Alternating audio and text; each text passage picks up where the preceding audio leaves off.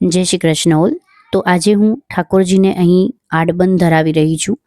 તો આડબંધ ધરાવવા માટે સૌથી પહેલાં તો અહીંયા જે ચીરા વસ્ત્ર છે તેનો એક છેડો છે તે સેન્ટરમાં રાખવાનો છે, અને બીજો જે છેડો છે જે વી શેપ જે થાય છે બીજો, તેને આ રીતે અહીંયા વાળી દેવાનો છે. અને એક જે વી શેપ છે તેને આપણે સેન્ટરમાં રાખીશું. અને ચીરા વસ્ત્રના જે પાછળના બે છેડા છે તેને આ રીતે ક્રોસ કરી દઈશું પાછળ.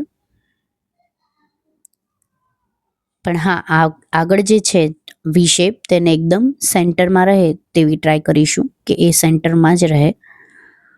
તો પાછળના છેડાને આ રીતે ક્રોસ કરવાના છે.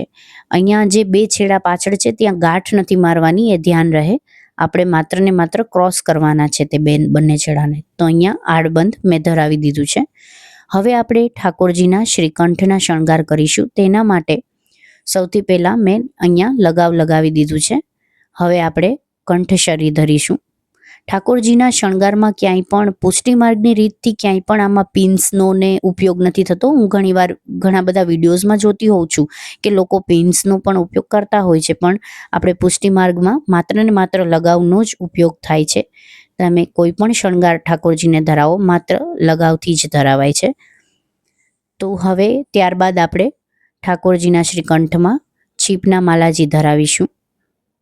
તો છીપના માલાજી જ્યારે આપણે ધરાવતા હોઈએ ત્યારે પણ આ રીતે માત્ર તેમના છેડાને ટ્વિસ્ટ કરી અને જે આપણે લગાવ લગાવેલું છે ત્યાં તે છેડાને હળવેથી બસ પ્રેસ કરવાના છે. અને સેન્ટરમાં જે ભાગ લેવાનો છે તેને વચ્ચેથી મેં પકડી રાખ્યો છે, જેથી કરીને તે સેન્ટરમાં રહે. અને આ રીતે આપણે પાછળ પ્રેસ કરી દીધું છે. હવે હું વ્હાઈટ ગુંજામાલા ધરાવી રહી છું. અહીંયા મારા જે ઠાકોરજીનું સ્વરૂપ છે તે નાનું હોવાથી મેં એક જ છીપના માલાજી અહીંયા મેં ધરાવેલ છે, પણ આપ ચાહો તો આપ હજુ પણ આમાં છીપના માલાજી એડ કરી શકો. પરંતુ હા, આપણે જે ગુંજામાલા છે તે આપણે સ્કીપ નથી કરતા, જેથી કરીને આપણે એ ધ્યાનમાં રહે કે ગુંજામાલા સ્કીપ નથી થતી. ઉષ્ણકાલમાં વ્હાઈટ ગુંજામાલા આવે છે ઠાકોરજીને. તો આ રીતે બસ ગુંજામાલાને પણ હળવેથી લગાવ પર પ્રેસ કરવાની છે. ત્યારબાદ આપણે ઠાકોરજીના શ્રી મસ્તક પર શણગાર કરીશું. તેના માટે આપણે જે તિલક છે તેને એકદમ સેન્ટરમાં રાખી અને જે અલકાવલી છે તેને આપણે ધરાવીશું ઠાકોરજીના શ્રી મસ્તક પર. તો અલકાવલીમાં પણ એ જ રીતે કે અલકાવલીના જે બંને છેડા છે તેને આપણે જે પાછળ લગાવ લગાવેલું છે ત્યાં હળવેથી તે બંને છેડાને પ્રેસ કરી દઈશું. ત્યારબાદ આપણે અહીંયા વ્હાઈટ પાગ છે અને મુકુટ છે છીપનો.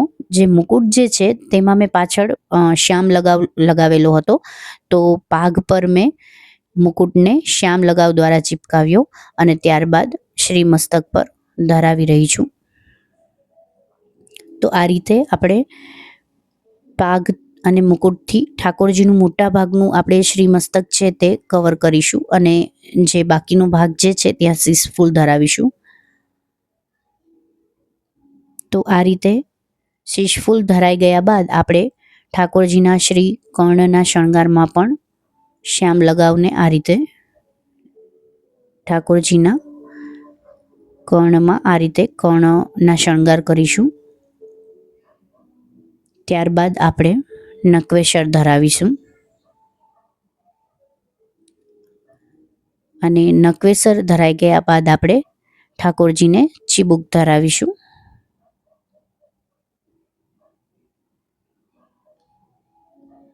આ રીતથી લગાવથી માત્ર હળવેથી પ્રેસ જ કરવાનું છે. ત્યારબાદ ઠાકોરજીના શ્રી હસ્તમાં આપણે કડા ધરાવીશું. અહીંયા જે છે કડા જે છે તે પણ મોતીના છે, કેમ કે આપણે જે છે તે ઉષ્ણકાલના શણગાર કરી રહ્યા છીએ અને છીપના શણગાર આજે મેં તમને બતાવ્યા અહીંયા. તો ઠાકોરજીને હવે મોરપંખ ધરાવીશું.